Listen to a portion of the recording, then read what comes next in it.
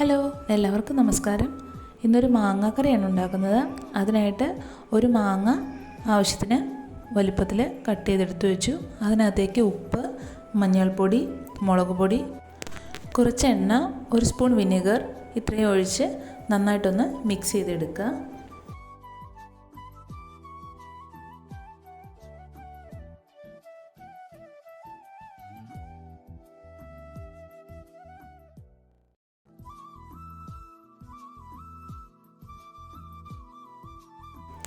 അതിനുശേഷം ഒരു സവോള, ചെറിയൊരു കഷ്ണം ഇഞ്ചി, 3 പച്ചമുളക്, കുറച്ച് കറിവേപ്പില ഇത്രയും അരിഞ്ഞെടുത്ത് വയ്ക്കുക. ശേഷം ഒരു ചട്ടി അടുപ്പത്ത് വെച്ച് എണ്ണയൊഴിച്ച് ചൂടായി കഴിയുമ്പോൾ അതിനകത്തേക്ക് ഉലുവ, കടുക് എന്നിവയിട്ട് നന്നായിട്ടൊന്ന് പൊട്ടിച്ചെടുക്കുക.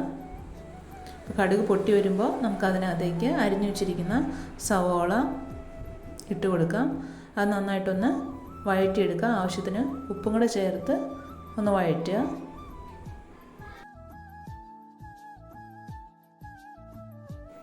പതുക്കെ ഒന്ന് വഴണ്ട് വന്നു കഴിയുമ്പോൾ അതിനകത്തേക്ക് പച്ചമുളക്, ഇഞ്ചി, കറിവേപ്പില ഇത്രയും ഇട്ട് നന്നായിട്ട് ഒന്നും കൂടെ വഴറ്റിയെടുക്കുക.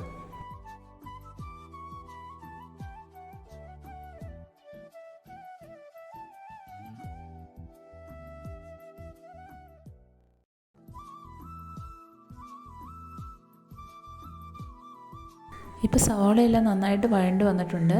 ഇനി ഇതിനകത്തേക്ക് നമുക്ക് ആവശ്യത്തിനുള്ള പൊടികൾ ചേർക്കാം. ആദ്യം മല്ലിപ്പൊടി, അടുത്തത് മുളക് പൊടി, കുറച്ച് മഞ്ഞൾപ്പൊടി ഇത്രയും ഇട്ട് നന്നായിട്ടൊന്ന് മൂപ്പിച്ചെടുക്കുക. പൊടികളുടെ പച്ചമണം മാറുന്നത് വരെ നന്നായിട്ടൊന്ന് ഇളക്കി കൊടുക്കുക.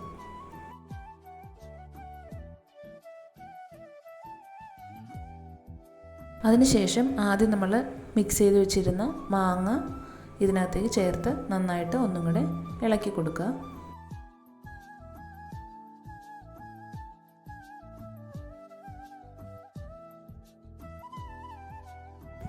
ഞാനിവിടെ ഒരു മുറി തേങ്ങയുടെ 2ാം പാലാണ് ഇപ്പോൾ ഒഴിച്ചിരിക്കുന്നത്. പതുക്കെ അതൊന്ന് വെന്ത് വരുമ്പോൾ നമുക്ക് 1ാം പാൽ ഒഴിക്കാം. ഇപ്പം നന്നായിട്ടൊന്ന് ഇളക്കി യോജിപ്പിച്ച് ഇതൊന്ന് മൂടി വയ്ക്കാം.